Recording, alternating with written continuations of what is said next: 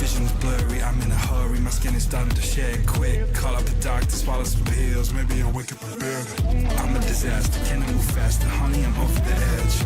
No point in stopping me, I'm not your property. Gotta take care of that ledge. My friends are dead, I'm losing my head. I gotta get off of these meds. I am unstable, willing and able. Give you this body to pledge. Oh my God, you are the devil.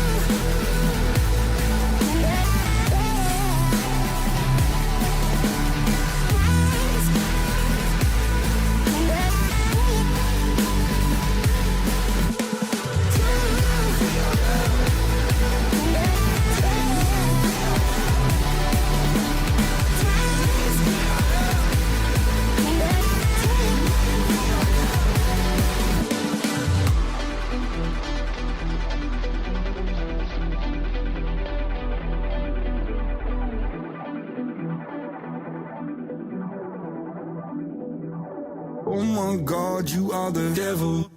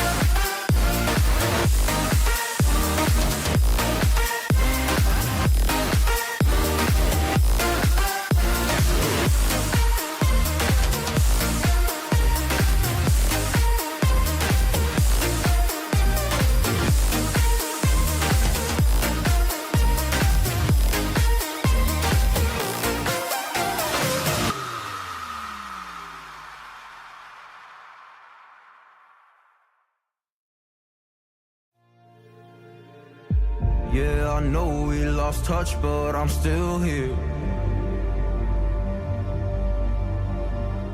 We were young, we were kids, it was something rare.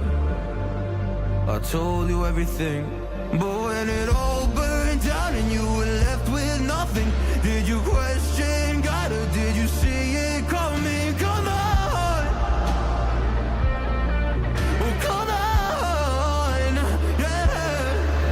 When it all burned down and you lost my number, or you couldn't even call, didn't know if you recovered or not.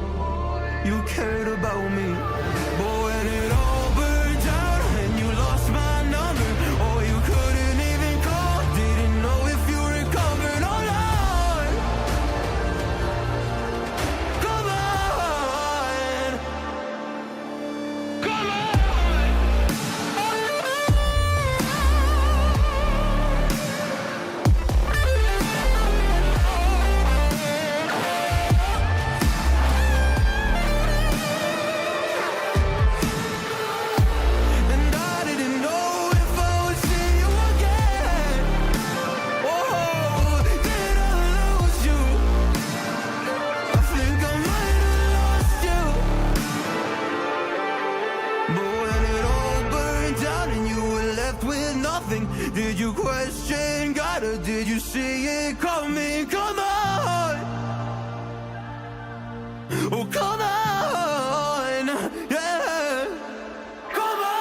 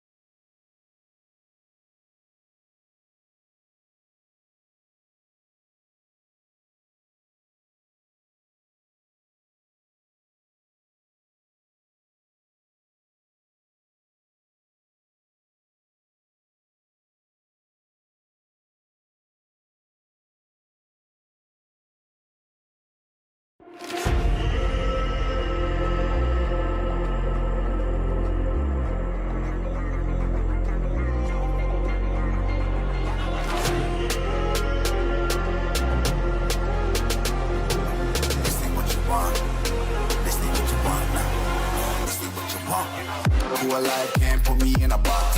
I redefine any definition you got. I am the tiger, I'm making steps to the top. The flames, I whip it up, you just gotta hand me the rock. Take a seat, you cannot stand it. All I know, the flow harder than a Scotch bunny. Don't try study me, you cannot manage. This ain't what you want, bitch, I'm a fucking phenomenon.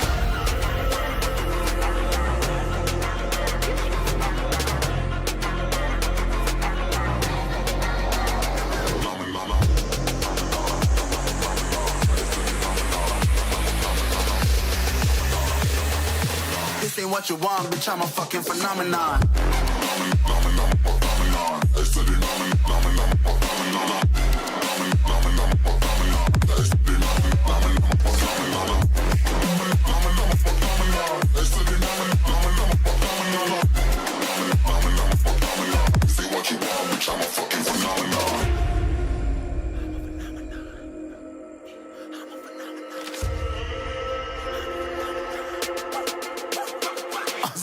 Yeah, you better listen. I'm bringing heat, you'll be a fan when I start rapping. Way I'll have your fucking head spinning. I'm known as spit vicious. Release bombs, they go tick tick.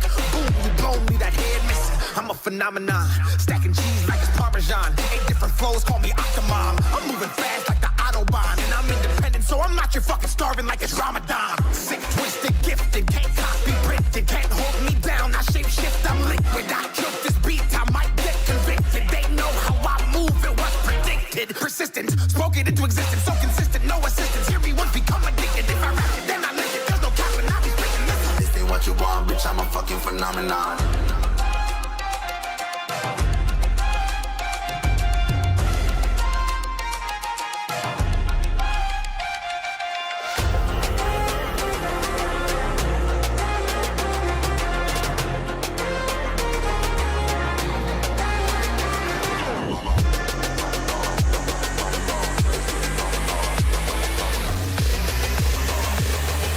This ain't what you want, bitch, I'm a fucking phenomenon.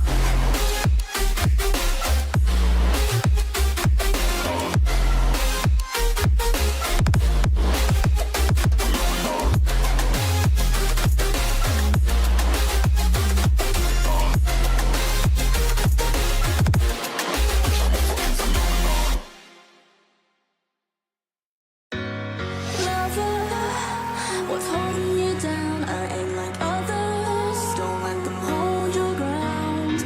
I am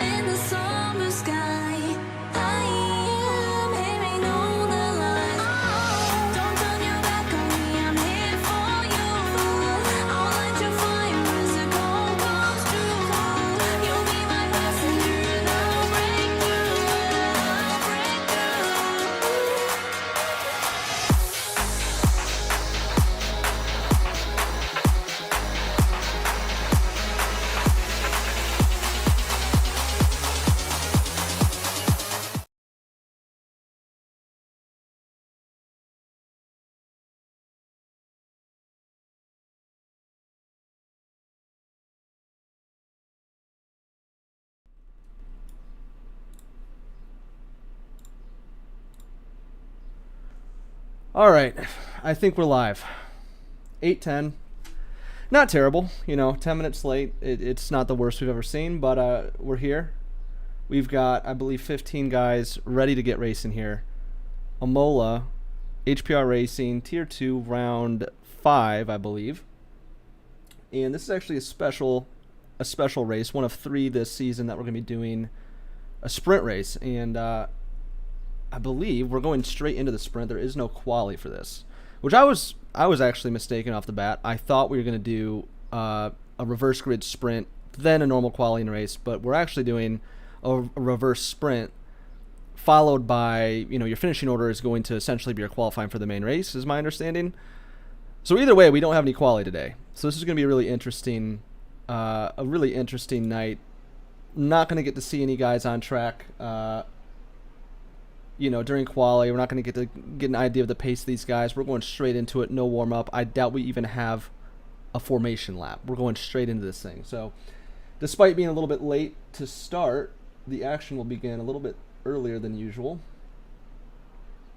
And with that format, just to make sure, Braden, so we're going to go from a sprint directly into the race. No qualifying whatsoever. That is my understanding. So, basically wherever you finish during the sprint is going to be your starting position for the race. Yes. But you do get points for your sprint finish. So even if you DNF during the race but get a good position in the sprint, you're still walking out with some points. Yep, exactly. So it'll be interesting to see because, like I said, this is a reverse grid order. So the top of the field is going to for be some chaos here. Yeah. Into some of the first turns, lots of jockeying. And I would expect some of the players in the back that are in the top of leaderboards to be really aggressive going into some of these first initial sprint laps because they are going to be antsy to squeeze every last point out of this sprint. Yep, no, it should be interesting. Like you said, these guys starting in the back are going to have a lot of work cut out for them ahead. Coming from the back of the field, having to work their way up, and I believe we only have 11 laps. So a very expedited race here. They're going to have a lot of work on their hands if they want to start the beginning of the grid for the race. And, we're going to have a lot of matchups and a lot of battles between drivers we typically probably would never see battle during a regular race weekend. So this will be interesting. I'm excited. Imola's a great track. Super fun to drive. It's somewhat questionable when it comes to actual race quality. We do have one single DRS zone, and it is a very long DRS zone. Although there's a few places on track I think we might see some sneaky overtakes. It just really depends on the setups of these drivers. I actually haven't driven Imola since the most recent update. They did recently change, I believe it was Monday. They actually updated it to essentially make curbs feel a little bit more realistic than they were at launch, which I actually raced Imola in a different league previously before that update, and you really could abuse some of the curbs around here. So it's going to be interesting to see just how much that update is going to impact these drivers and their ability to take some of these corners. That's going to be interesting to see. I know alongside the curbs now being exaggerated, we also now have just generally less downforce on these cars, not nearly as arcadey, and you're not able to throw the car nearly as hard as you used to. So this update is going to be interesting to see just how these drivers react and what comes of this race.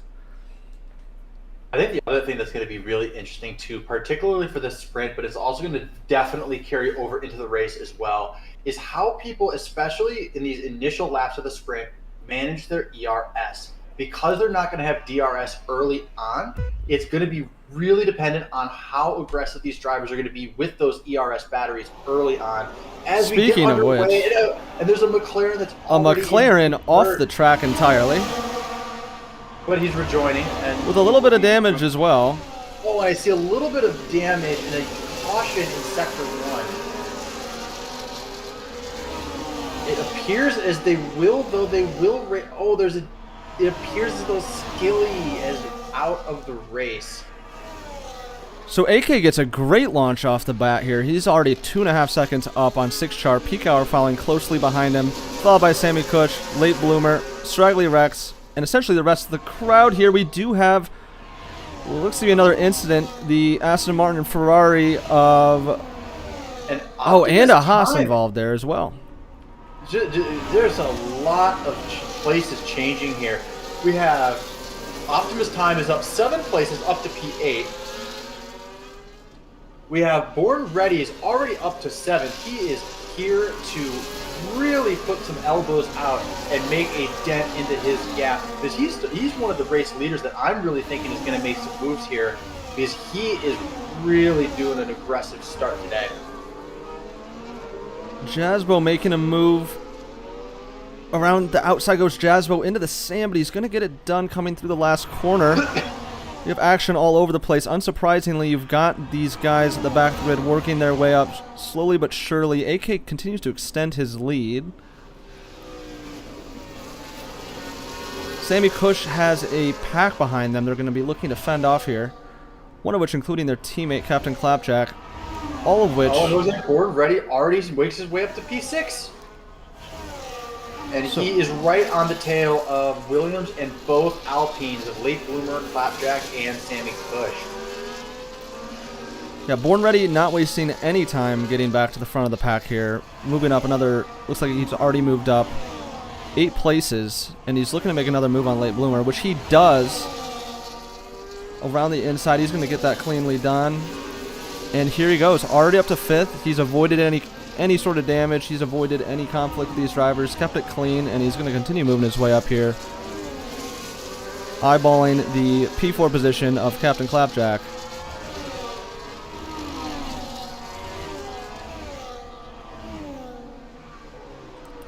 Real quick, let me get these details up.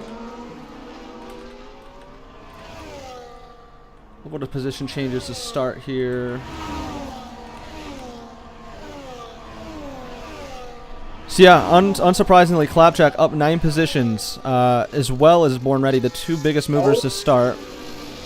And another overtake for Born Ready as he overtakes Sammy Cush and has Captain Clapjack as well. Sammy Cush appears to have lost 2 places on that little maneuver, as Clapjack and Born Ready are really trying to push towards to get as far ahead as possible. But it looks like Late Bloomer is also going to get a 3-second time penalty for a couple of different track limit warnings. This is a track where you're going to commonly see these track limit warnings. There's actually a handful of different corners that are, you know, if you want to really get the most out of your lap, you really got to push the car hard and make the most of the track you're given, but it's very easy to get those track limit warnings, and those pile up very quick, especially over the long course 50% race. We do have another yellow flag, it looks like. I'm not sure if that was Dirty Asian. We are going to be clear, it looks like. It might have been. In Matthew 10, it might have been also, because he's been issued a 3-second time penalty. And Born Ready. As Born Ready. So the time penalties are already flying, and I can imagine we'll only be seeing more of these in the full race ahead. Keep in mind, the vast majority of these guys are on soft tires, and as you'd expect out of any sprint, are letting loose entirely. No worries of tire degradation, no worries about fuel. And ultimately, you have a lot of flexibility with the battery as well here, over just 11 laps. What's interesting, though, is there's actually a significant amount of racers here. Probably 2/3 of the field is on mediums. They just do not trust the softs to be able to make it through this entire sprint circuit. Ooh, it looks like AK goes a little wide. Leaves the track, but is able to retain first position with Peak Hour close behind and Captain Clapjack behind him. We got a 4-way push here for first place, and I think we're going to really see people push this ERS to the limits here. As they make it through Variante Alta and into Ravazza.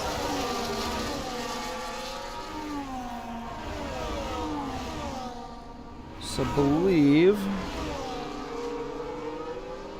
Born Ready retains his place in 4th, up 10 places. Everyone in the top of the pack here is now so close. DRS is fully active. We'll see Peak Hour. Is he going to be? I don't think he's going to be able to get that move. I think he absolutely will. This is a long DRS zone. He's going to get it done, and next thing you know, we also have an Alpine come on the inside too. Oh, but AK is going to try and get his elbows out. I don't think it's going to be enough. Now, can Born Ready capitalize and see if... No, he cannot. He's not going to be able to get into 3rd place. But AK's into the gravel.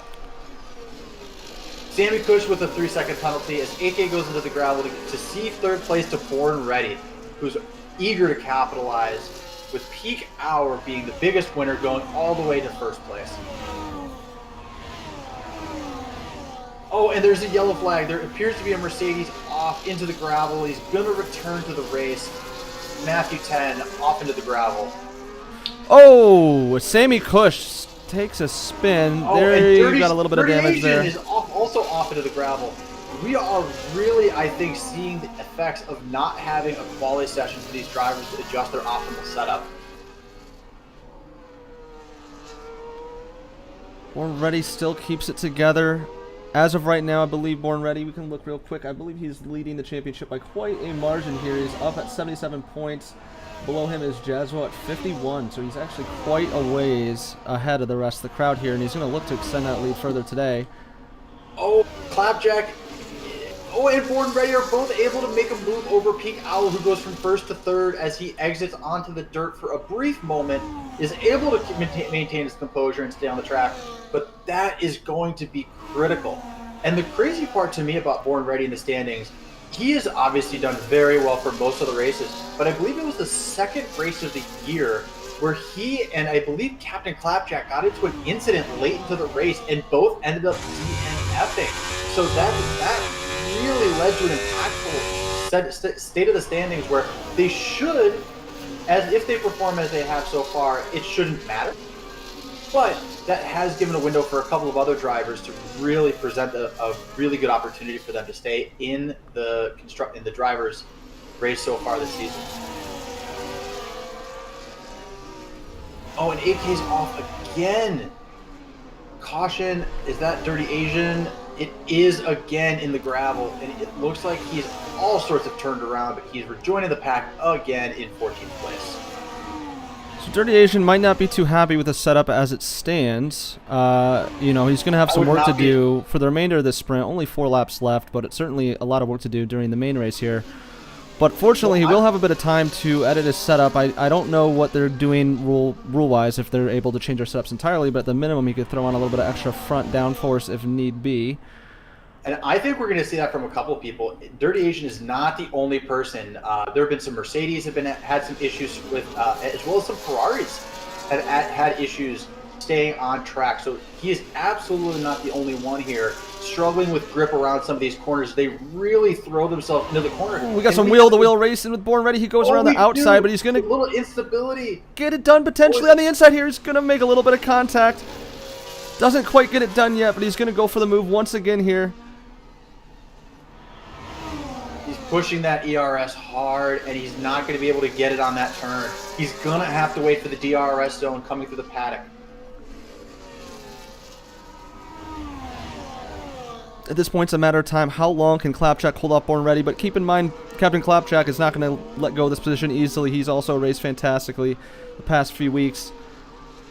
Arguably, Born Ready's biggest competitor at this point. They've been trading places all season. And we'll see it happen once again with the DRS range.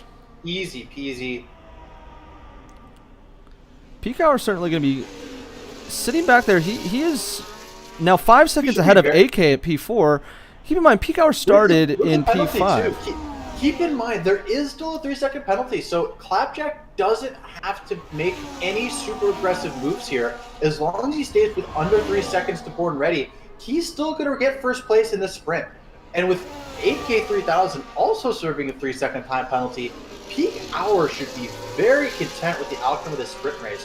Where is it? Do you know where he's positioned right now in the standings? So he moved up 2 places, so it means he'd be 5th from the bottom, so I'd imagine 15th. But that, again, keep in mind there are some racers missing from the lobby today, so at worst 15th, but he could also be a little bit higher than that. I do see some rain now starting to make an appearance. Only 3 laps left, but that could certainly make things interesting. It absolutely could. This very well could turn into anyone's race here. As I'm also starting to see a bit of a race for P4 start to heat up here, where we got AK, 6-Char, Jazzbo, and Late Bloomer all pretty close to each other, with the potential to make some moves here, as they might be able to try and push it here on this long straight through Tamburello. So AK goes into pit. He may have had some damage there. I can't imagine any other reason to pit with so few laps left. And he's going to go ahead and put on a set of mediums. I don't think the rain is going to make too big of an impact in such short amount of time. Although, if it keeps up, it certainly could get a little bit difficult for these drivers come the last lap or two. We do have a caution in Sector 3. I'm not sure what exactly that was for. So yeah, it's just spitting. You got some racers pitting. Jasbo and AK. Oh, it looks like one of the Aston Martins, that Elon Rogan, is off the track at the moment. He's taking his time trying to find a place to slot back into the race as 6char is issued a 3-second penalty. Oh, and yeah, Born Ready has been in first place. He continues to hold on. Captain Cloudjack seems to be very content sitting back in second place. It's another caution in Sector 1. They will race on. Sammy Cush with a 3-second penalty. Penalties are adding up quite quick. I'm actually going to pull it up on our details here. Oh, this could be significant. So 6char and Late Bloomer both have 6 seconds of penalties, as does Sammy Cush, and AK has 13 seconds, which is probably going to put him out of the points. Clapjack still going to be fighting to get this first place position back once again. Only a half second behind Born Ready. Born Ready does have that penalty. Clapjack doesn't really have too much of a reason to make a super aggressive move here. If he can get it done cleanly, he should, but there's only a lap left after this. And he can very well just lock up this first place, no problem. Little scuffle going on back at the rear of the group here. Looks like T-Time makes a move around his teammate in the Ferrari. Straggly Rex may have had some damage there. Definitely a shortage of traction right now. Optimus Time does a little bit of drift action around that corner, but he puts it back together and keeps the car intact. Captain Clapjack, as I spoke to soon earlier, does get the job done, taking the lead, but he also is slapped with a 3-second penalty, and they're sliding around everywhere. Clearly the track is wet enough to this point where we're going to have one hell of a last lap here. Again, Captain Clapjack now hit with a 3-second penalty.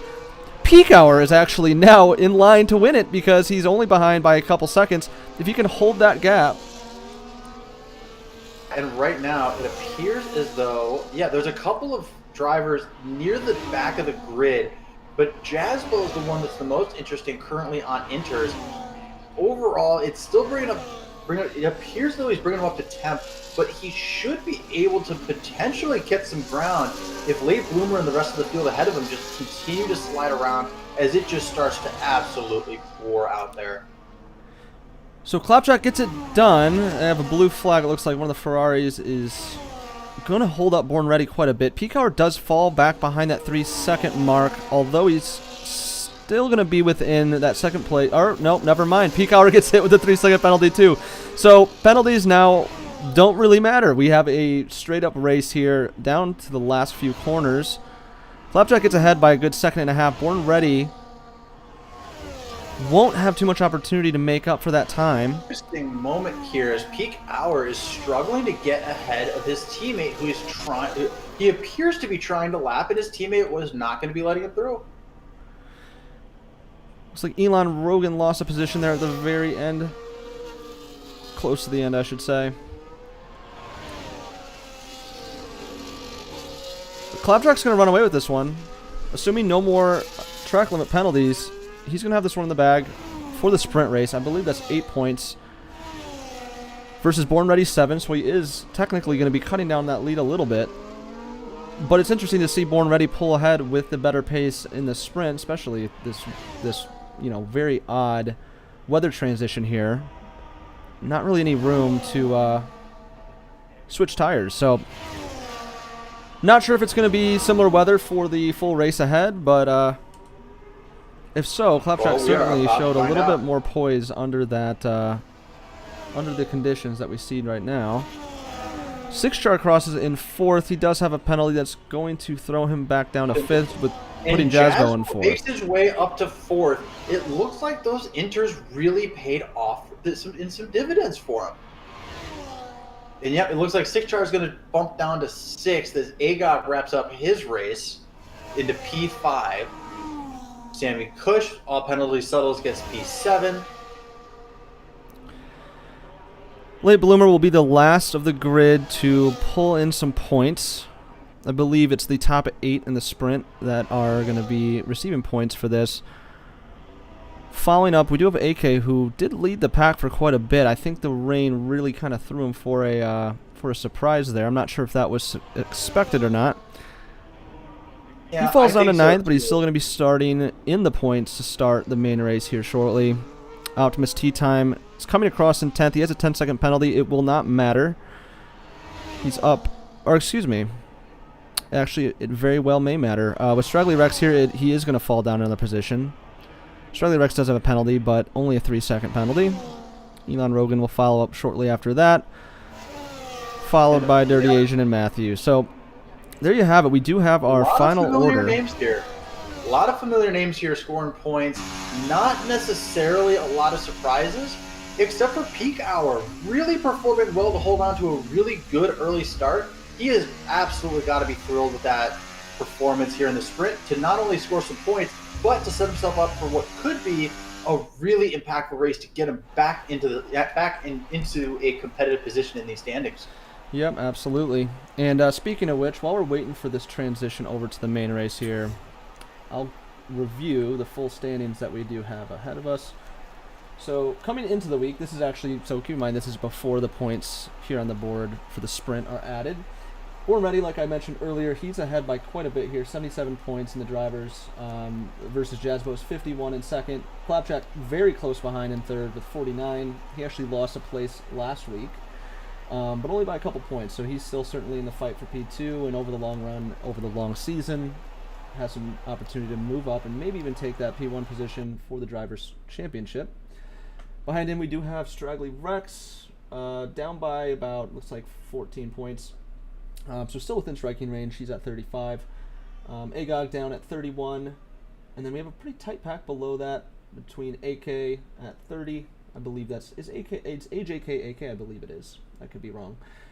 Trackside, actually both Aston Martins with Trackside and Elon Rogan in the 7th and 8th position. LK in the Red Bull, which is actually, looking at it now, it's one of the only teams besides the Aston Martins to have 2 drivers in the top 10. So that'd be Trackside and Elon Rogan. Let's see here. Or excuse me, LK and Jazzbo, the 2 Red Bulls.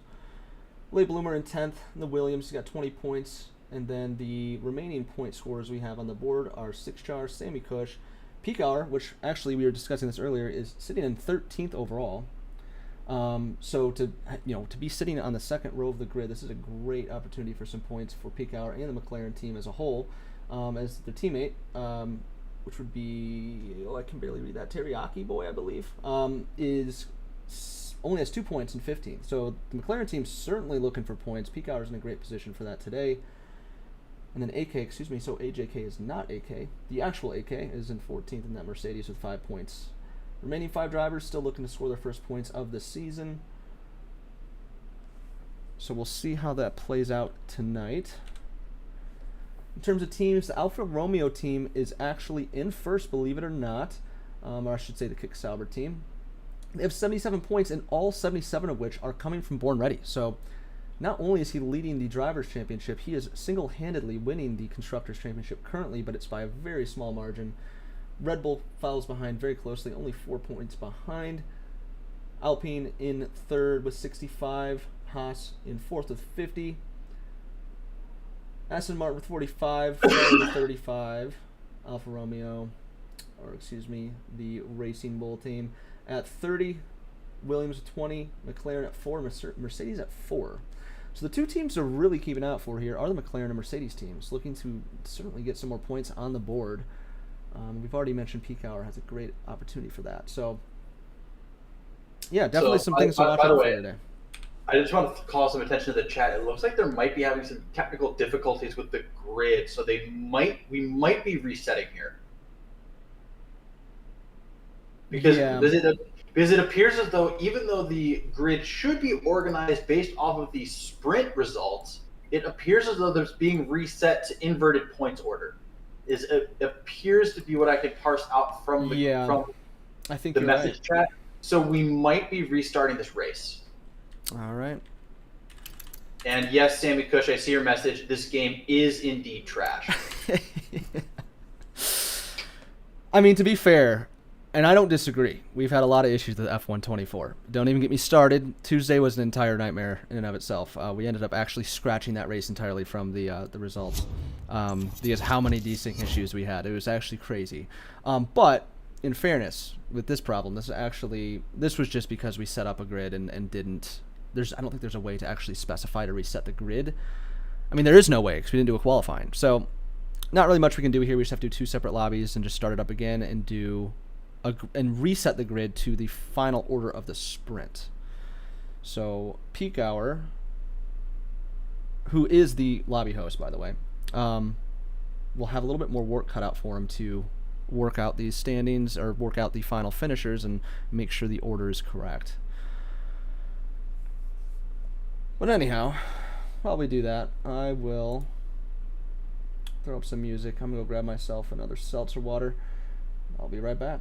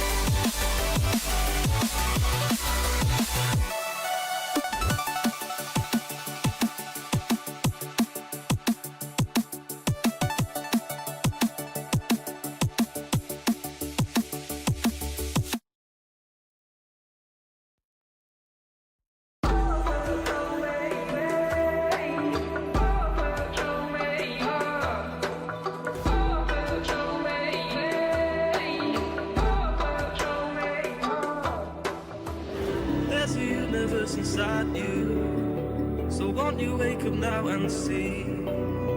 Don't hide away the things you're feeling. Unlock your mind and lose the key. There's a universe inside you.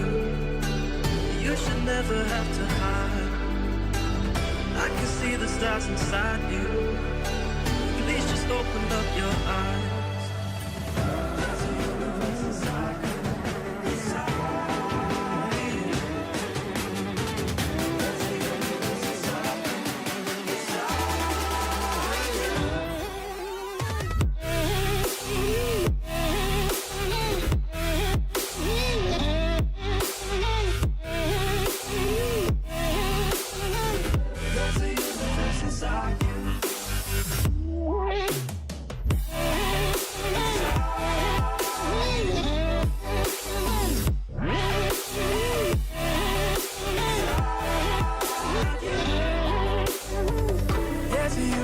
Inside you, so much more than people know.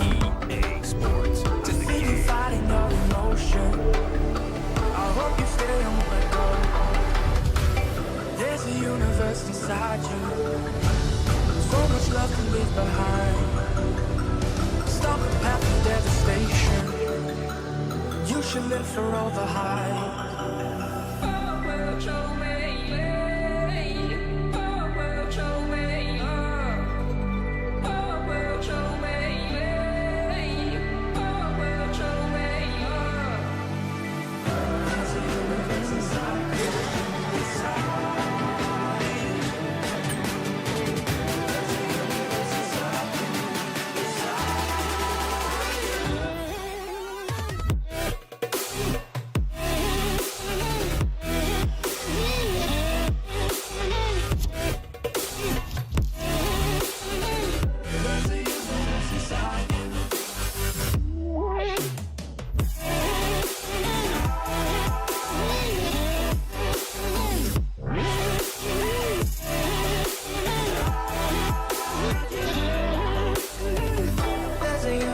Inside you, why are you pushing it away?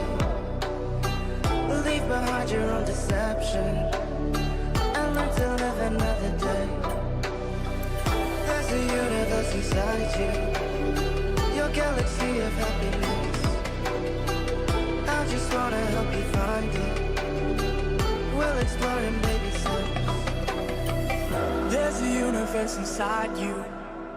You've gotta give it room to breathe.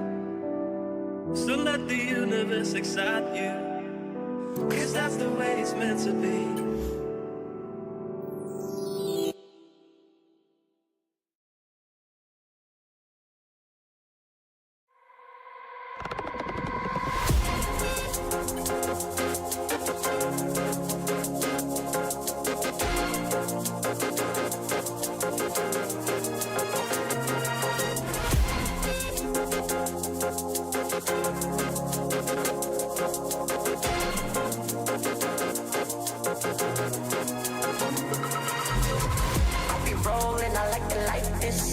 Not rocket science, 'cause I'm a whiz kid. It's fire, fire, fire from the galaxy up in this. I'll be rolling like it like this. Not rocket science, 'cause I'm a whiz kid. Fire on the night out, I'm on the high cloud, shooting stars at the crowd. Sun's out. I'll be rolling, I like it like this. Not rocket science, 'cause I'm a whiz kid. It's fire, fire, fire from the galaxy up in this. I'll be rolling like this. Not science, 'cause I'm a wicked. It's fire, fire. I'm a just like a rocket. Yeah, yeah, yeah. Ooh, yeah, yeah.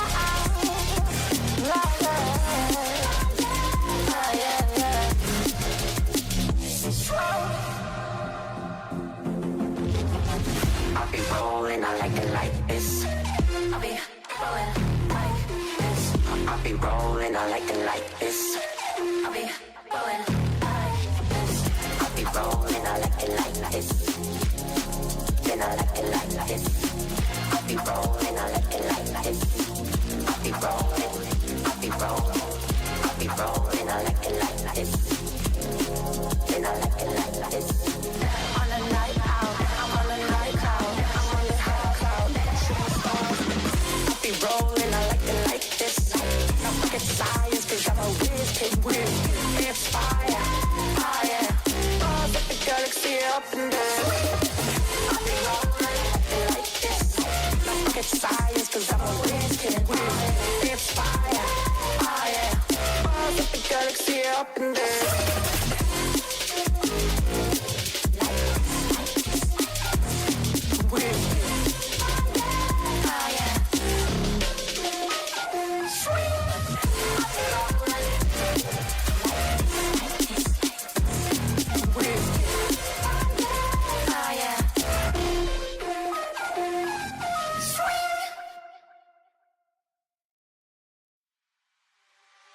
Giving up, letting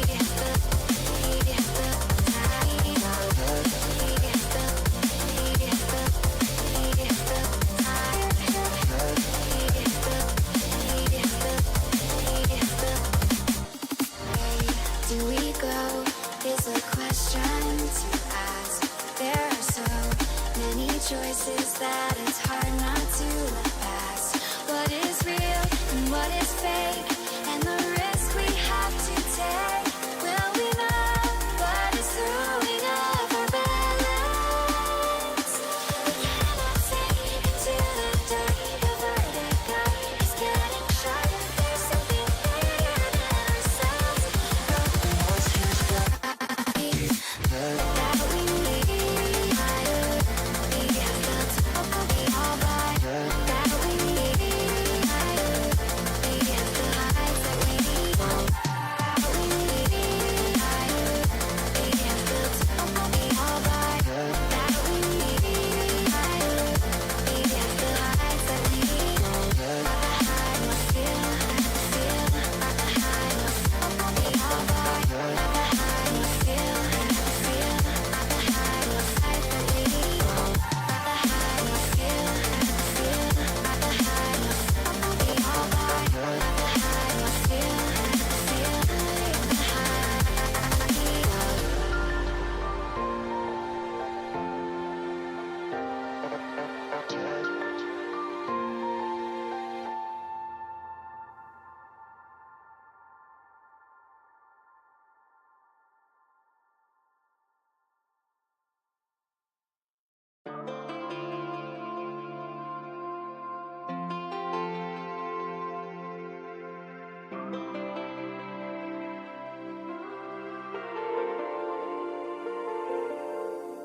It's been a roller coaster, but you stayed.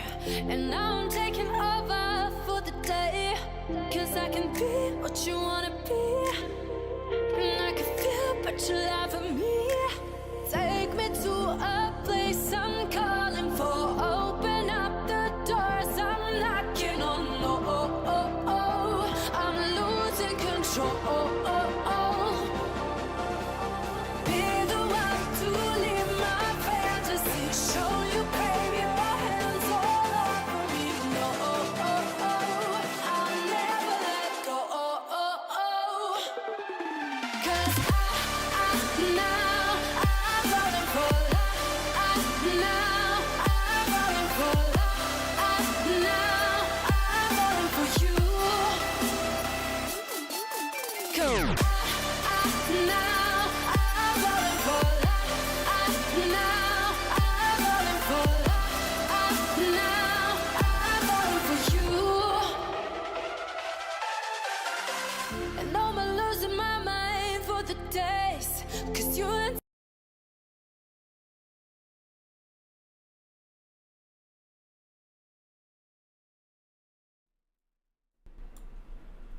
All right, we're back. Short intermission.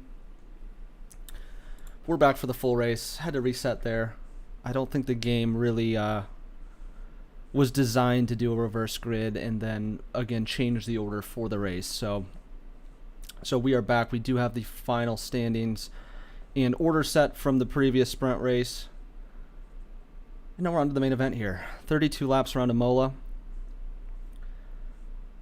I can imagine we're going to see quite a bit of action down the main straight. Like I said, being one of the longer straights on the calendar, but also the only DRS zone on the track. However, there are certainly some other places we might see some action. So pulling up the track map here,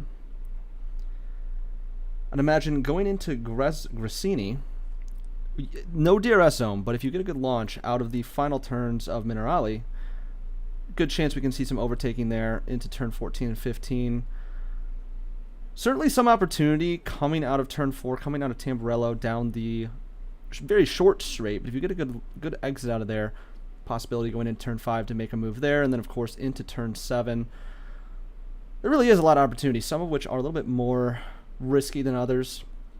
But it's a fun track to drive. I think we're going to see track limits become a major player in the final order at the end of 32 laps, given the number of penalties we saw in the sprint. But on top of that, it's a very racy track. So if you can keep your tires cool, keep them in a good range, and make some smart moves here, there's an absolute ton of opportunity to overtake. AK just did leave the session. I'm just going to go ahead and send him an invite to be safe. Unfortunately for him, I don't think he'll be able to start the race. if he was booted from the lobby, but he can at least hop back in that car by the end of the first lap. So, an AGOG is left too. Are we resetting? Am I missing something here? I hope. Oh, AK got booted. Yeah, I sent him an invite. Let me send him another one, and then I don't even know if I have AGOG as a friend.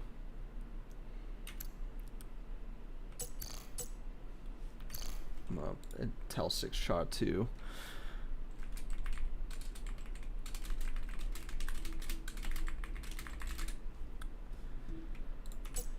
Sheesh, we can't even make it to the start of the race without disconnects. It's crazy.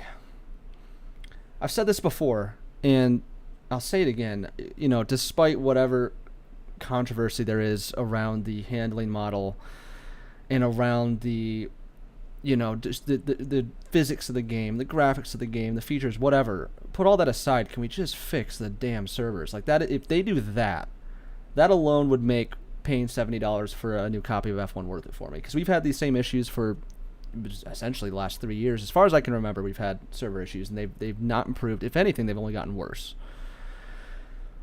With that being said, that's my rant for the day. It was crazy because in Tier 1 on Tuesday, it wasn't even disconnects per se. There were some disconnects, but it was actually, there was a crazy amount of desync going on. So there's drivers that were controlling their vehicles, but their car was on a completely different side of the track than what they thought it was. So it was a complete nightmare. Not sure how you can fix something like that, but that's on my Christmas wish list this year.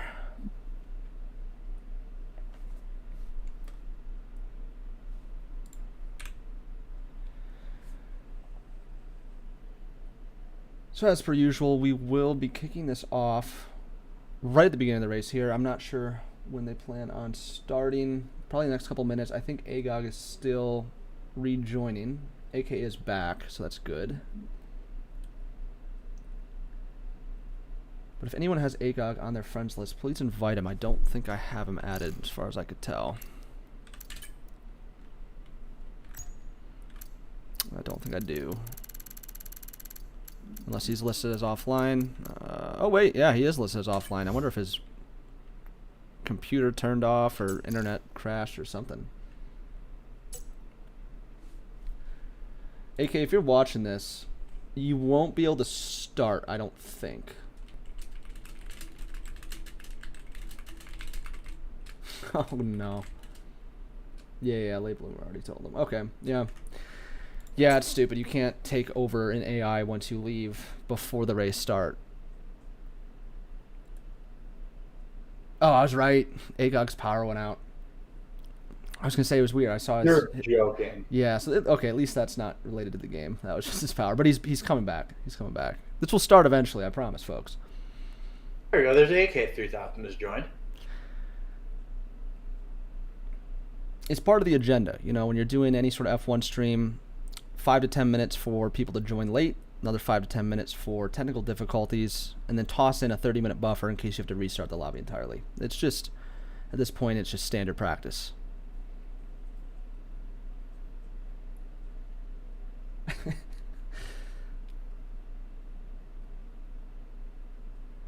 Well, no one can complain about not having enough time to get their setups correct. Which, speaking of which, I'm trying to remember, I had a really good run at Imola a few weeks ago. Now, again, this was before the update I mentioned earlier in the stream, so I have no idea if it would hold up with the new physics model that they added. But it was a relatively low downforce setup, if I recall correctly. Certainly, you know, a little bit riskier around some of the corners. You know, it's definitely had to pay mind to, you know, your tires and your degradation, but having that really good straight line speed, you can make up so many positions down the main straight. I just don't know if that'll hold with the new curb physics. And specifically, Tamburello is where you could really abuse the curbs more than any other F1 game that I can recall playing. And you know, gain half a second a lap at least from those curbs. I don't know if that's going to be feasible today. In previous, you know, iterations of F1, you hit those curbs and very good chance you're not going to be making it around those corners. Find yourself in the sand trap or against a wall. So, again, we'll see. We'll see how aggressive these guys are and what kind of setups they're going to be running. Speaking of which, we'll take a look at the tires. Looks like we have every single driver on mediums. No major surprise there. But nothing terribly interesting either. We have no variation in strategy. I thought maybe we might see some hard runners in the rear, but it would appear that no one is electing on those hards just yet, and no soft runners either. So I'll maybe save the softs for a safety car restart. But if no safety car, you know, hope for the, you know, maybe 15 lap stint or so, maybe 15, 16 laps on the mediums over to hards would probably be the strategy everyone here is going to be gunning for.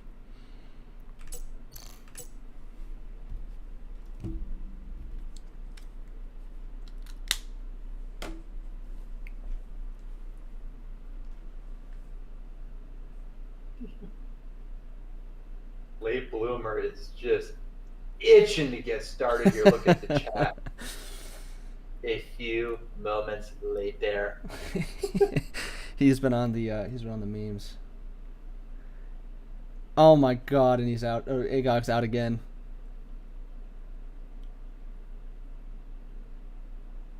I wonder if that's his power. I mean, worst case scenario, we'll make sure he gets invited throughout the race here, but he's out of the lobby again.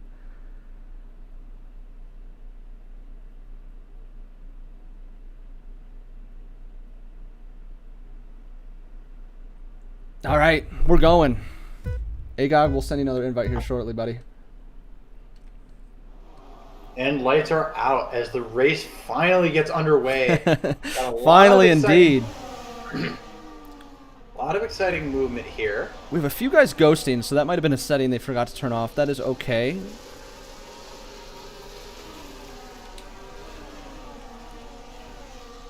Around Tamburello, no major movement as far as I can see. It looks like AK moved up a place. Captain Clapjack holds his position in first. Everyone else remains tidy. I'll throw up the replay of the start here in a second. Like I said, there was quite a few guys ghosting. I'm not sure if that was a setting accidentally left on. Straggly Rex makes a move past his teammate Optimus Tea Time into 7th. Elon Rogan makes it past Agag in the Aston Martin there. Keep an eye out on Born Ready. I'm just curious, he's going to be able to get a move done here on the first lap. He is going to really try. I think there's a good chance he might try with his very aggressive ERS. I think he might try to do it here, probably after Ravaza as we go down the main straight. Oh, and it looks like there was a bit of a spill for Skilly, even though they will continue racing on. Sammy Cush makes a move past AK. Captain Clapjack finishes the first lap 121 off a cold start there. Born Ready holding very close behind. Jazbo makes a move past 6-char into the P4 position. Everyone keeping it pretty tidy. AK makes another move past Elon Rogan. Oh, and Clapjack's into the gravel. Clapjack into the gravel from first place. And he falls all the way down. It looks like the 12th here. My hotkeys don't go that far down. Yep, and he's ghosting. He's back in. He's back in at P14. That's going to sting quite a bit, but it is early. He can absolutely make his way back into this race if he stays calm, stays confident, and potentially sooner rather than later swap to us. Actually, he could go for a 2-pit strategy here, and if he wants to save a set of soft tires for the end of the race, he could give himself a window to be particularly aggressive later on in this race. So we do have a little bit of a battle brewing up for the P2 position. Jazbo looking to make his way past peak hour. Coming around the last corner here. Only about a quarter of a second down, but he also has a looming 6-char and late bloomer closely behind him as well. DRS is now active. Jazbo is going to make the move to the inside. He's going to get it done, and right out the outside and 6-char comes 6-char to make the double overtake going into P2. Jazbo gets the move done. Peak Hour falls down 2 places there. all. Yeah, but there's only so much you can do though, because he's the only one in that train that does not have DRS active. He just has to bite the bullet, stay patient, and his opportunity will absolutely come here on this next lap if he can stay on pace with the rest of the 6-char and Jaspo here. So a quick throw up a replay of that. That was pretty crazy because we, of course, thought Jaspo was going to be taking that P2 position. 6-char appears to be on the lower downforce setup. He came flying past through to the inside line there to get it done. We do have a yellow flag that just came out. I'm not seeing where that might be. Billy again in Sector 1. Okay. As he's going into Tosa. Captain Clapjack does head to the pits. I will take a look at him real quick. I'd imagine he's going to put himself on a set of hards. We did see Late Bloomer make a move around peak hour there. No, Captain Clapjack's going on to a fresh set of mediums. What was he on originally? I thought they were all on mediums. I thought he was on medium. He might have been on a set of hards. So he might be going mediums. I don't know if he's going to go back to a set of softs. Or see if he can stretch these mediums. Yeah, or he just repaired his strategy. wing. Or he just repaired his wing and kept the same tires. I didn't see the pit, so I'm not sure. Late Bloomer, peak hour still in the fight here. Straggly Rex joins the fight as well in P6. Late Bloomer is quite close here. Optimus Tea Time makes his way past Sammy Cush. Sammy Cush is going to be battling to get that position back.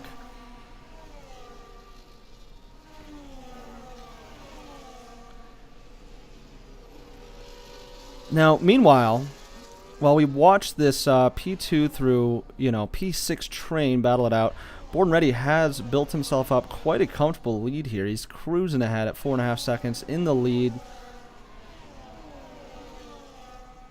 Looking to again extend that already substantial lead in first.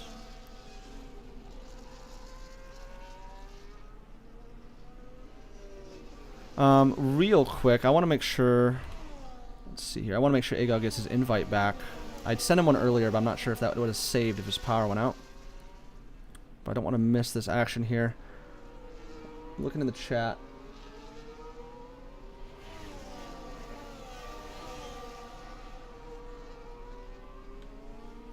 So AK, is AK a bot currently? And Agog has left it once again. I cannot tell for sure. So Agog was in. I'll invite both of them.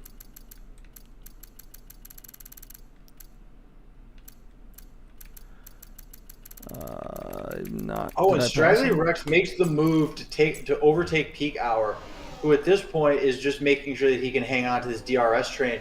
There's Sammy a car Cush off the track. finds themselves in the sand trap there. They're rejoining the track, and they're going to find themselves down in P11. They're going to keep racing, though. No safety car yet. We haven't seen a safety... I don't know about last race because I was out of town, but it appears as though there just haven't been a lot of safety cars lately.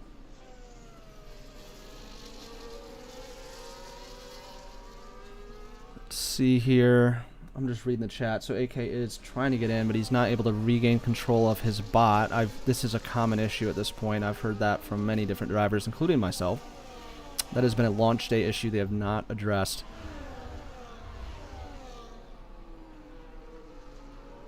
As much as I'd love to restart the lobby, I think everyone here is going to look to stick with the lobby we have and just get this one over with. It has been a long process. We've already had a bunch of disconnects. Super unfortunate for AK. Just missed a move. It looks like Late Bloomer made his way past 6-char down the main straight. And there's another... Straggly Rex is going to try to nose his way in, but doesn't have the room. As it looks like, I think it was 6-char is going to go off the track but regain control. Peak Hour does get a 3-second time warning for track limits. Man, there is action all over the place. There's a car that's out on Sector 1. They're trying to regain in. It appears to be Optimus Time. We'll see what we can do about any sort of replay. I couldn't catch that. Agog is... That is an AI driving, it would appear, but he is on the rear diffuser of AK after that incident there. And Captain Clapjack will get a 3-second time penalty. So this is the first of many, I'd imagine. It's just a drop in the bucket. He's still got plenty of work cut out for him to get back into this race. He absolutely has the race pace to do it. It's just going to be a matter of patience over the course of the next next about 20 laps or so. So peak hour is the one I'm going to keep an eye on here. Down the main straight, only about 4/10 down. DRS flaps are open, and it's going to be 6-char that's going to be under attack. It doesn't look like they have the advantage of the DRS, and they are going to get passed by the Ferrari of Straggly Rex. Only one position for the time being. Yeah, I think with peak hours, what he's having trouble with is I think it's just a matter of setup. I think because he was thinking that he wanted to be confident in his turns and just throw his car around the turns, which is a great overall strategy. But it seems to be sacrificing a little bit of speed on the straightaways, which is really giving him a hard time here maintain pace with some of these top cars. I think you're right. Even off the bat, without the DRS, giving him the benefit of the doubt there, got overtaken quite easily. But even with the DRS, he doesn't seem to have that straight line speed he's going to need to get by these opponents ahead. Yeah, so even though he's doing a fantastic job through these turns and keeping pace through all of these different chicanes, it's just hard when you don't have the setup for the straight line speed, which is really critical in a track like Imola with incredibly limited overtake opportunities. Yeah, clearly they're not struggling at all here outside of the straight, managing to keep it right up against the bumper of 6-char. But will they have the speed to get it done here? We'll keep an eye on Straggly Rex, who does not have the DRS. They do have a little bit of a gap formed here, about half a second, that is rapidly decreasing. They do hold on to that P4 position. Went on to P9. It looks like Matthew made a move over Optimus Time. Optimus Time still trying to fight for those points in P10. But we do have Sammy Cush in the Alpine also looking to make a move. Optimus trying to stay aggressive here. Is he going to be able? He is going to be able to overtake Matthew 10 to get into P9. As Matthew and Sammy Cush have a bit of a tussle, and Sammy Cush gets P10, and Matthew is now down to P11. Matthew did go off track there a little bit. I think at that point you'd have to give up the position anyhow, and there goes the and penalty. Matthew gets that 3-second penalty for evading track limits. Here shortly we will throw up the penalties. I'll wait till later in the race. I'd imagine we're going to see quite a few more. And again, we do have another driver ghosting. One of the reasons it's been so clean so far, I believe. Yeah. Which I'm not complaining about. At this point, let's get on with it. Let's get this race going. Limit the safety cars today. Especially with some guys. Let the boys race. Yeah, exactly. Especially with some guys coming in from off track. 6-char, not going to have the DRS. It's going to give Peak Hour a great opportunity to move back up to the P5 position. We do have a caution. Is that one of the Alpines? It was Sammy Cush. Had a bit of a spill, but is back on the track, continuing on. You got about an 8-second gap or so to P10 with Elon Rogan spinning out now. And is currently in the grass, regaining control back onto the track, as he will likely re-enter behind Sammy Cush, who goes back into P10. And Peak Hour makes a move to overtake 6-char to get back up into P5. Still has a 3-second time penalty to contend with, but that's something that will take place over the course of this race, so he has more than enough time to do some damage here and get back into this race against Straggly Rex, who's currently just out of reach of Late Bloomer.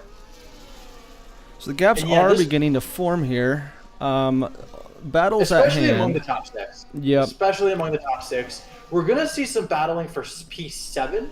Is going to be one of the more interesting battles as Ps 1 through 6 start to sort themselves through. Then there's this massive chasm separating 6-char and Optimus Time, who seems to be duking it out with Matthew 10. They are just both going at it. Just taking a look at the penalties here. Everyone is sitting mostly with the 3-second penalties. We do have Dirty Asian with 6 already. We have Clapjack with another 6-second penalty as well.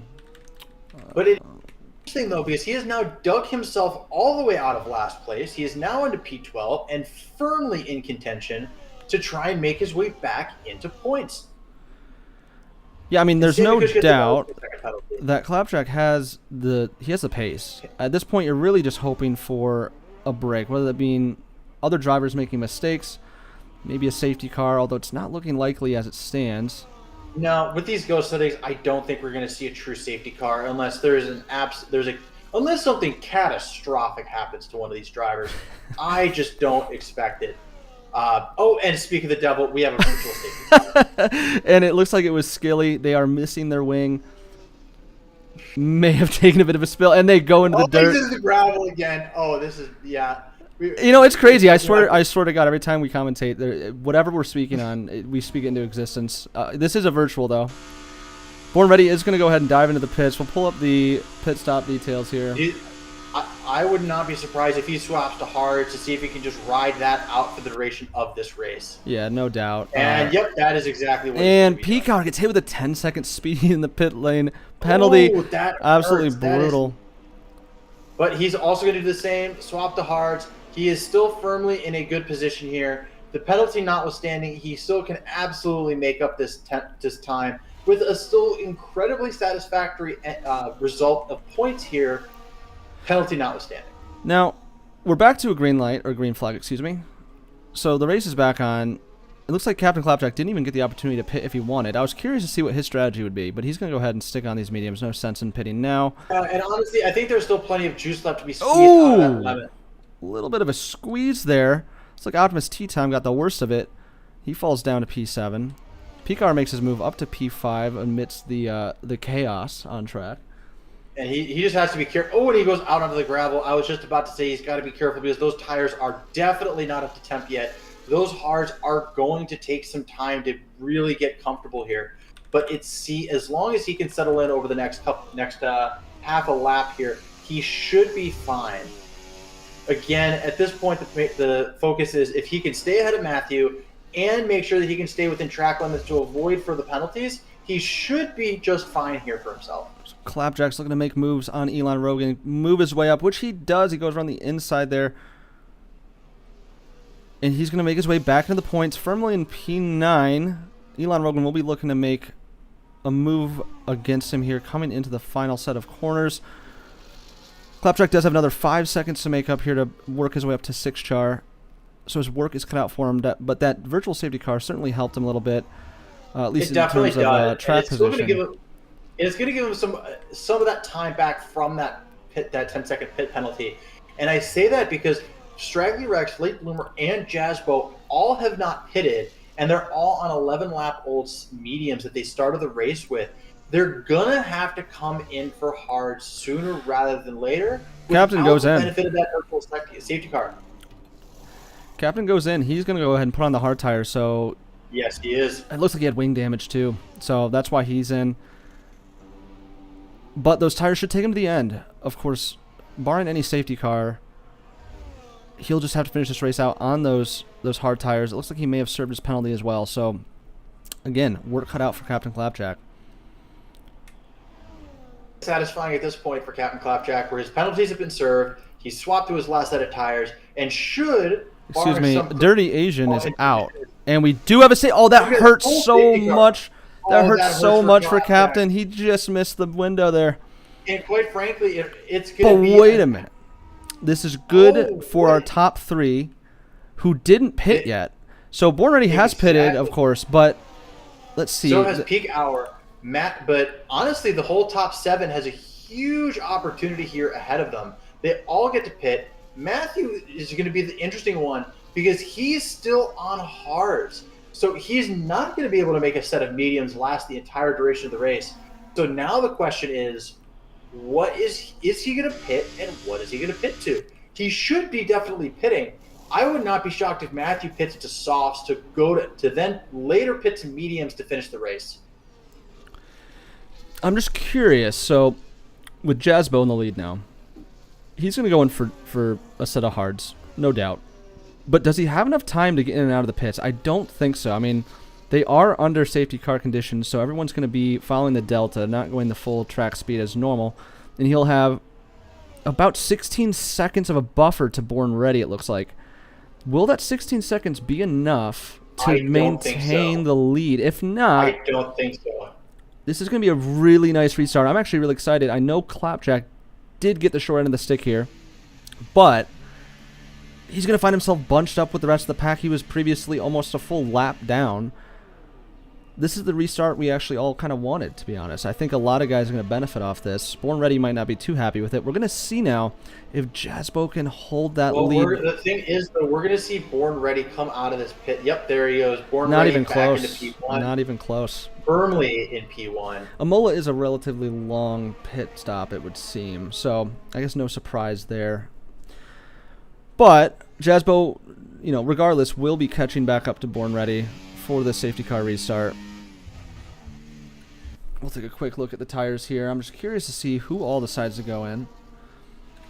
I'd imagine most. Matthew 10's going in, it looks like, to the pit. So, there it is, swapping to mediums. But there is no chance he's going to be able to make that for the duration of the race. I would not be shocked if Matthew is going to be going for a two-pit strategy here. So AK does Peak not Hour goes into the go lap. out. Peak Hour goes back into the pits, too, for a set of fresh mediums.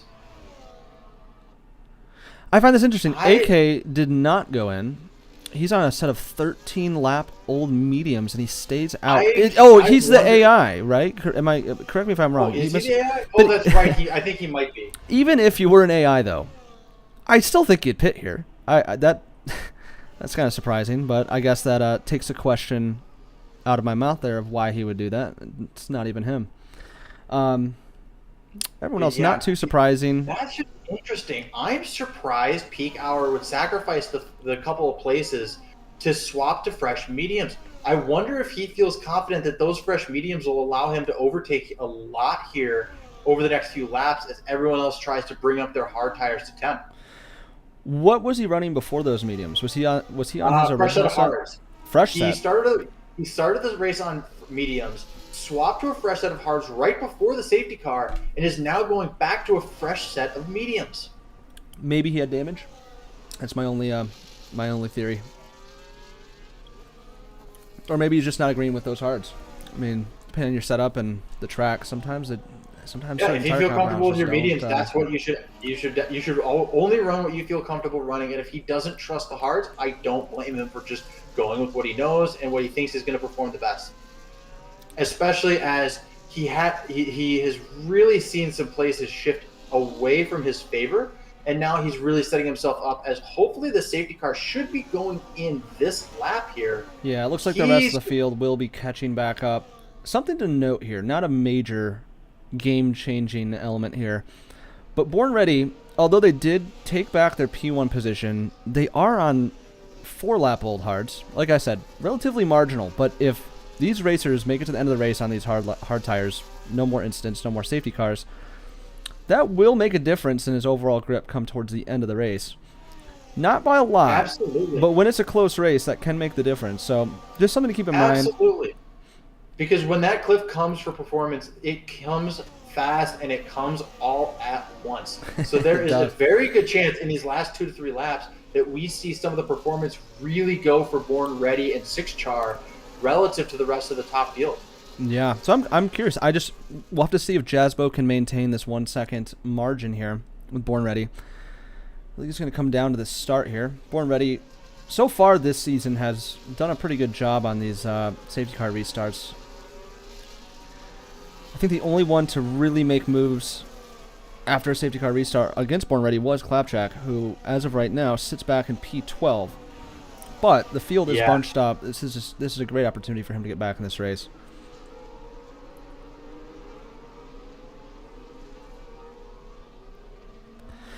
And it would appear we're staying out for another lap, boys.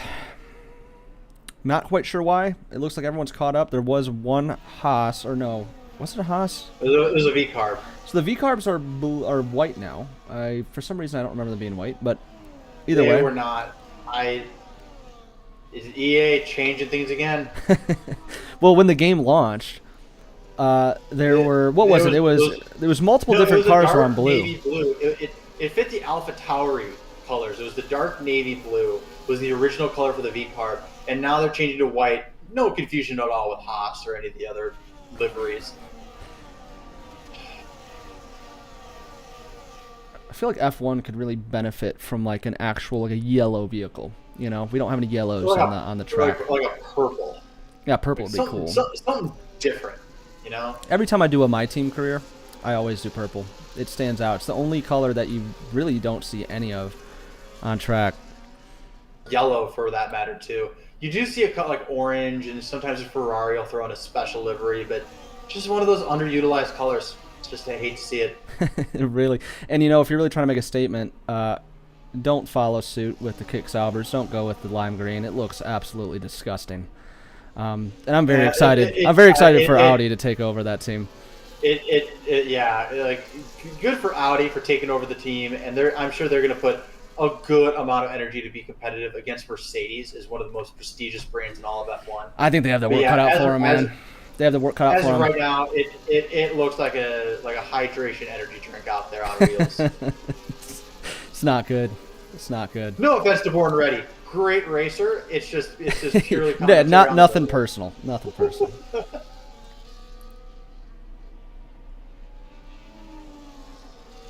Safety car is coming in this lap. We are going to get back to the action here shortly. About time. Born Ready is really bunching up these guys back here.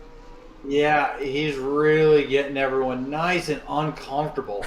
Nice and uncomfortable, unsettled, ready for the start.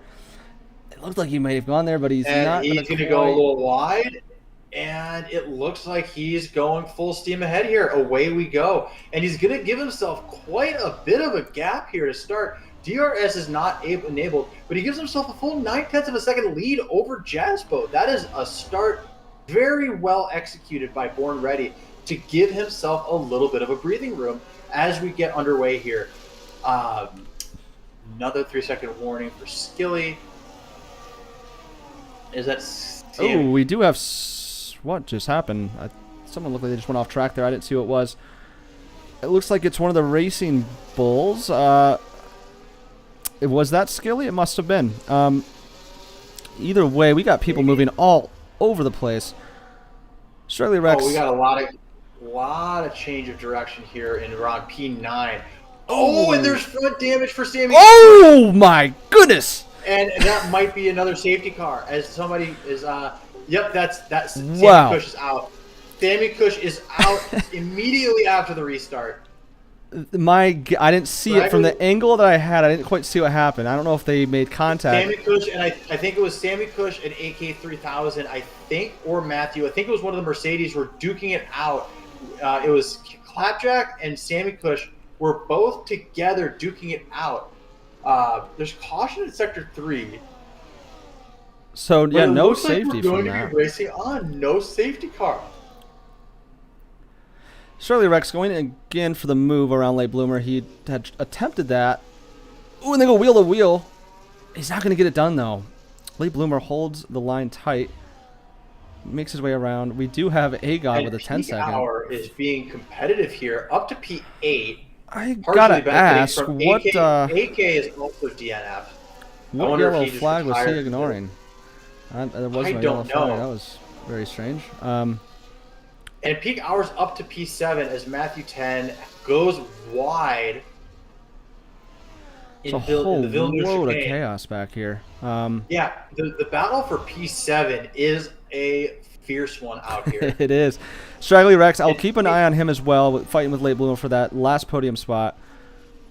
P7, though, another position, highly contested. And Claptrack's up to P9. He is absolutely out for blood here.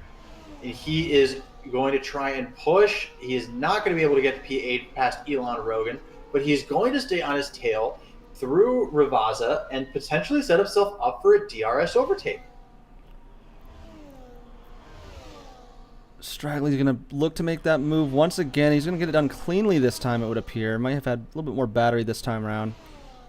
Does have a light blinking on his rear diffuser there, but he's going to get it done cleanly. We'll take a quick look at the P7 position of Matthew, who did get DRS from Optimus Tea Time, it looks like. So no moves are going to get done this time around. Sammy, okay, so Sammy, it was AK's AI. That doesn't surprise me, unfortunately, but it's really unfortunate for Sammy. Yep, it was the AK AI took out Sammy Cush. The very tail end of this incident that we saw, Elon Rogan makes a nice move over Clapjack there. But you'll see Sammy Cush comes full send into the wall. Looks like they may have lost one of their end plates as well during that scuffle off the restart. Really unfortunate for Sammy there. Especially given there's really nothing you can do about the AI once they're on track, and AK being out of the lobby too. Really can't do much about it other than try to avoid them. They often ignore blue flags. They hold drivers up. It's just a whole nightmare. So back to the action here. Elon Rogan comes around the final corner here. He has got Optimus Tea Time directly ahead, only about a second, a little under a second ahead, and a whole train of guys fighting for this P6 position now. Beyond P6, we do have a gap formed of about 7 seconds to 6char in P5. Late Bloomer still holding tight up against Straggly in P3. Late Bloomer trying to make that appearance on the podium.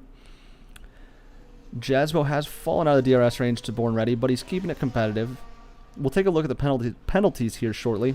Certainly can make a difference Clapjack here. makes a move on Elon Rogan at Tosa to get into P7 and right on Optimus Time's tail. But Elon's not going to give that position up without a bit of a fight. He's going to try, and he's not going to quite get it. Very nicely done by Clapjack. He is absolutely clawing himself into this race, folks. There we go. We go with the move to the inside. No DRS around the chicane there. Oh, and there's a gets it spin done. out. Optimus Time. Optimus Time spins out as he goes into ghost mode. The cars pass through. We will keep racing as Optimus Time regains control in P10. As well as it looks like Peak Hour is a bit of a beneficiary too because he overtakes Matthew 10. He's going to be looking to make another move here on the Aston Martin, given the Aston will not have that DRS tow. But as we mentioned earlier in the race, Peak Hour has seemed to struggle on the straights. Can they get it done here around Tamburello? But they're going to get it done. Yes, he will. I was going to say that was actually a bit closer than I expected, but he gets it done. Elon's going to be fighting for that position. Sometimes it is not about being pretty. Sometimes it is just about getting it done. Yep, gets it done. Now just a matter of fending. Oh, there's a caution in Sector 1. Is that Skilly? Yep, that appears to be Skilly out into the gravel. He's having himself a day on the beach, folks. It is just one of those days. A day on the beach, indeed. It's just one of those days. Grab your sunscreen, grab a towel, and pop yourself Skilly a chair. is just going to go ahead and call it a day. Matthew with another 3-second penalty. Just about everyone here has a penalty besides Elon Rogan and Late Bloomer. Keep in mind, Late Bloomer is... he's only about 3.5 seconds behind Born Ready in the lead. Late Bloomer here could earn himself a victory simply by just driving within the white lines. Yeah, and as long as he stays within DRS range of Straggly Rex, he's going to keep himself in contention for first place because that's really what's going to keep him within 3 seconds of first place here. Tea Time was making a move, or attempting to make a move there on Matthew. Goes a little wide. He joins Skilly on the beach there, but he does regain control of the car, and he's back in the race here. Elon Rogan not going to be able to get it done against Peak Hour. They'll be battling it out. When Peak Hour served another penalty for track limits. But that's about par for the course as Captain Clapjack has 6 seconds as well. Matthew 10 has 6 seconds as well. Elon Rogan with a clean race, and 6char has an additional 3 seconds total served for him.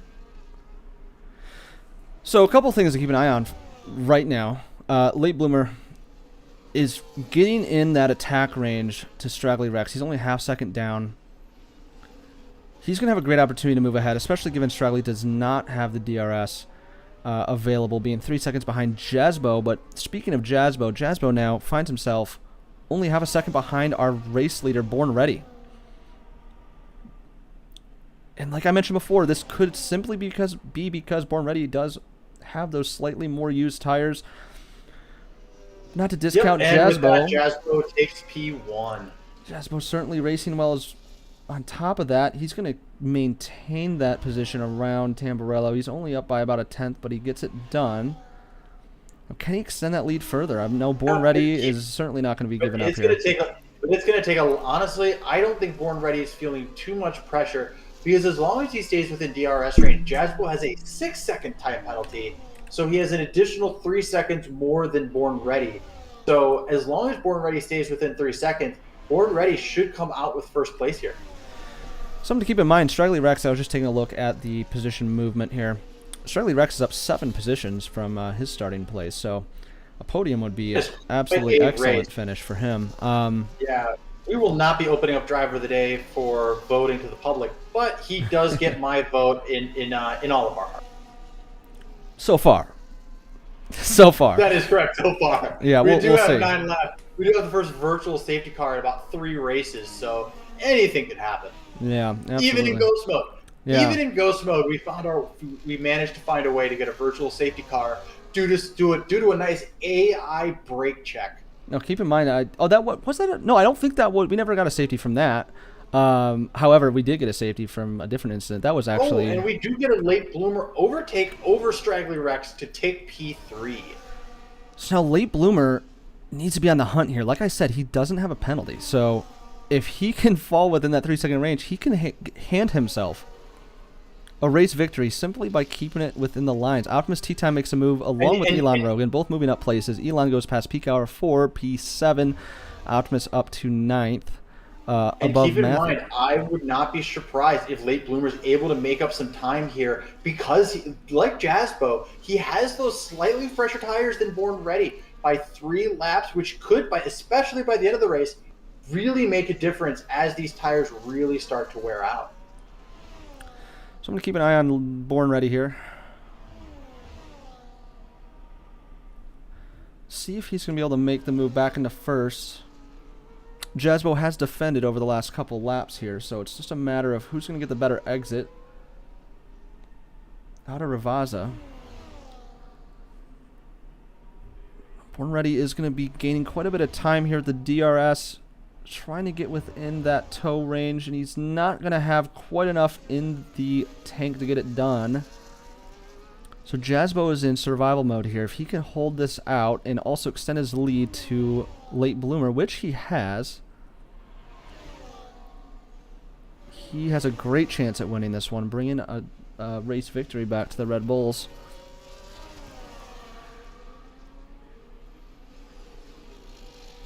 And Late Bloomer does fall back and forth, so Straggly Rex and Late Bloomer will be battling it back and forth here. Worst case scenario for Late Bloomer, I mean, even if he gets past Straggly Rex, he can at the minimum maybe fight for a P2, but Born Ready is not giving him much working room here either. That's that gap out now up to 5.5 seconds. Only other battle on track would be essentially would just be Born Ready and Jasbo up at the top here. We'll keep an eye out for some of these other intervals. I know Matthew is going to be fighting with Tea Time as well, but he's just on the cusp of that DRS range. I know. I'm keeping an eye on Late Bloomer here as they exit Ravaza into the main straight. I think we could see another overtake here from Late Bloomer to get back into P3. He activates DRS. There it goes. If he's activating ERS as well, I think we could see him overtake here. It looks like he's not going to be able to cover enough distance to do it. He's going to stay in P4, and it makes you wonder if he's just saving ERS because he knows he's raced an incredibly clean race so far, so he's not necessarily under the pressure to get the distance closed here. Well, I'd argue he still should be pushing here in the next couple laps. We're only down to 6 laps left in this race. And given he doesn't have a penalty, I mean, that gap now to Straggly Rex is just only increasing. At this point, he's been held up by Straggly Rex. Battling back and forth, they're only losing time to the P3 position, or excuse me, the P2 position. So if he wants a chance at it, he's going to want to get by, but it would seem they're pretty equally matched here, probably running somewhat similar setups, I'd imagine. Because I think Straggly Rex is one of the drivers that's running a relatively lower downforce track that could make it hard to overtake even without DRS enabled. But it looks like Late Bloomer is going to be trying to really aggressively set himself up for an overtake here. He's right on his tail. Is he going to be able to get it? It's going to be close, and it's not going to happen. It's not going to happen again for the second lap in a row. However, seems like you could... Captain Clapjack, is going to get it done. No, he's not. He's Just gonna spin. barely He's gonna gets lose the. a bit of control. He's gonna regain control to be back on the track. But now he's got to be careful to make sure he doesn't overheat those tires, so he can stay within track limits and be grateful that he can. Oh, but he right loses when you say that. And Clapjack What? just retires. He's retired. He's Why? I think he's had a rough day.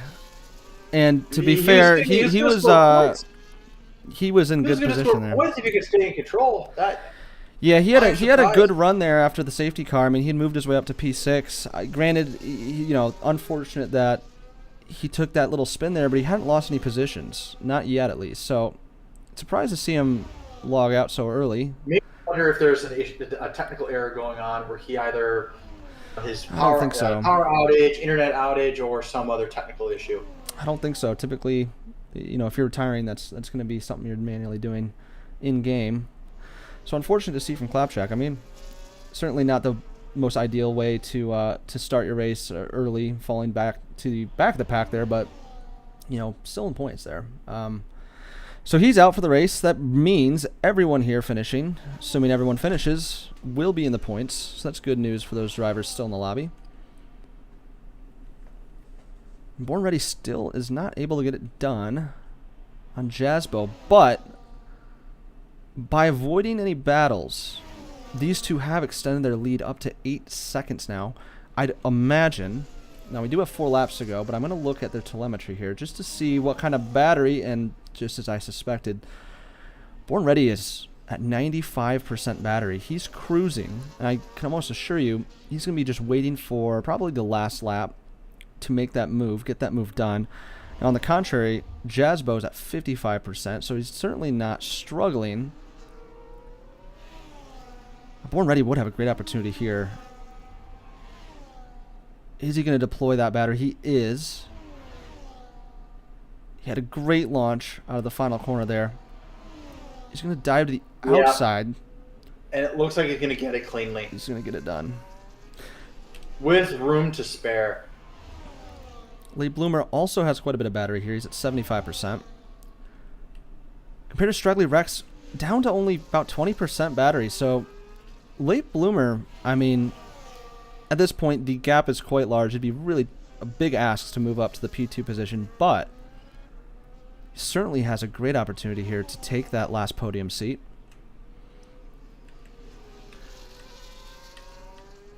In terms of penalties, interesting. Jazzbo actually has 6 seconds.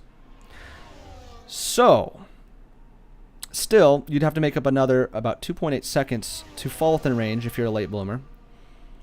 But it's not totally out of the window here. If he can get past Straggly Rex and put together 2-3 really solid laps here, he has a great opportunity to potentially move up for an additional 3 points. But again, if he's not able to get past Straggly Rex, he's going to have a hard time doing it. And he's not going to be able to really leverage those tires. And Jazzbo having that 6-second penalty also answers quite a few of my questions why he wasn't overtaking initially, and he was playing it very, very safe. And I think part of that is him knowing, and maybe he doesn't know, but if he does know, with Jazzbo on that 6-second penalty, he just got to keep it clean, use Jazzbo to his advantage, use that DRS toe to extend that lead. Now they're into the double digits, they're into 10 seconds now. All he's got to do is keep it clean. Don't afford yourself any additional penalties. Stick within that DRS of Jazzbo. He's, like I said, he's got tons of battery. Never mind. Oh, excuse me. This is actually Jazzbo. He's got 54% still, so he's got plenty of battery to spare. Easily staying within DRS range. At this point, he's on cruise control. No mistakes, no more penalties, and this will be a walk in the park for him to get this race win.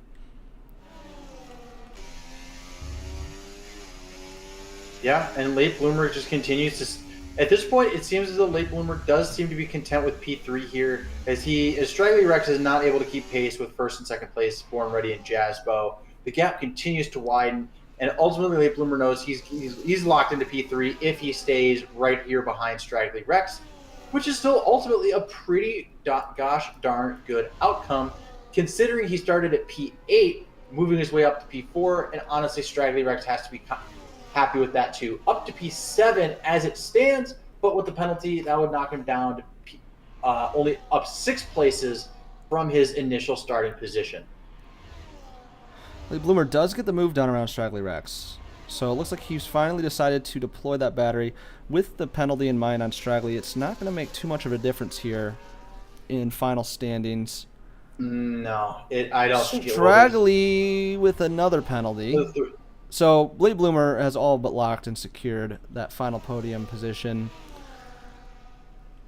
The only other one who's truly in contention for any more movement here, I was going to say, Elon Rogan just makes a move, but he's moving past a peak hour who holds 6 seconds. Again, so that matters relatively little, mostly just for pride. And then just after peak hour, there's lots of double-digit penalties, so I'm sure the penalties will all sort themselves out. But ultimately, I think the grid you have right now is likely to be the final grid, pending any major changes here in the race order. The only other case scenario I'd imagine a change of order would actually be Born Ready picking up another penalty, but given he's got this lead, he's got a 3 seconds buffer. No sense in taking risks here. Take it home. I'm sure he's... Let me check his battery once more. I bet you he's got about 25%. He'll be all right. Yeah. Keep it within the white lines. He's not risking anything. He's a 30. Yeah, he's overall being nice and patient with his ERS. He's up to almost 40%. So, Born Ready with another race win, which I believe would be race win number 4, if I'm not mistaken. I'd have to double check the past race results, but I'm fairly certain this is at least his 3rd, if not his 4th win. He'll again continue to extend that championship lead. We might just have ourselves a Max Verstappen 2022 scenario happening here. Excuse me, actually probably closer to 2023. Yeah. The one person that could answer back would probably be Clapjack, at least in terms of track pace. It's been Clapjack who's been contesting him the most. Now in the points, we'll see Clapjack fall down the order here. Born Ready does get it done. Jasbo falls down 3 seconds with the penalty.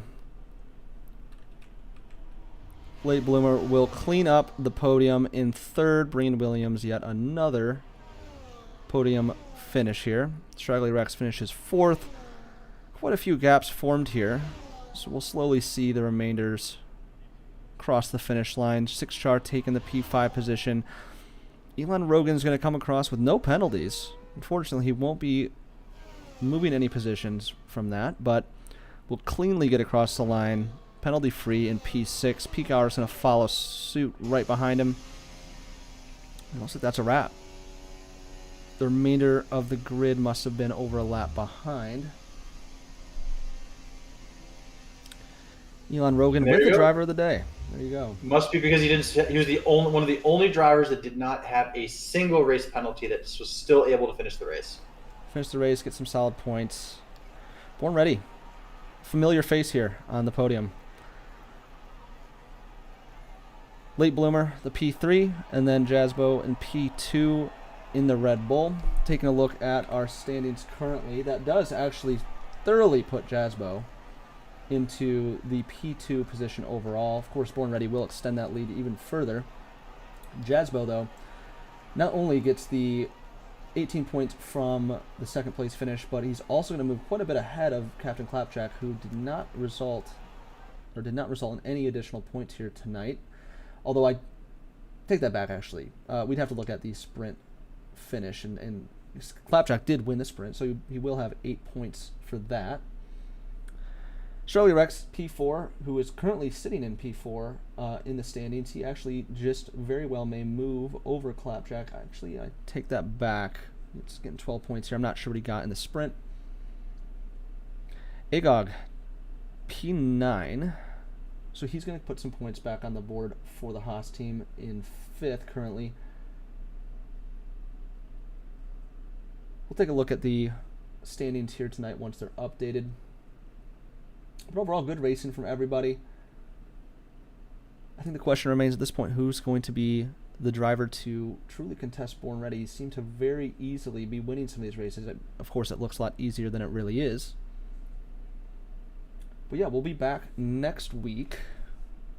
I tell you what, I don't think I'm going to make it next week. I have a flight. Mike, you might have to solo this one.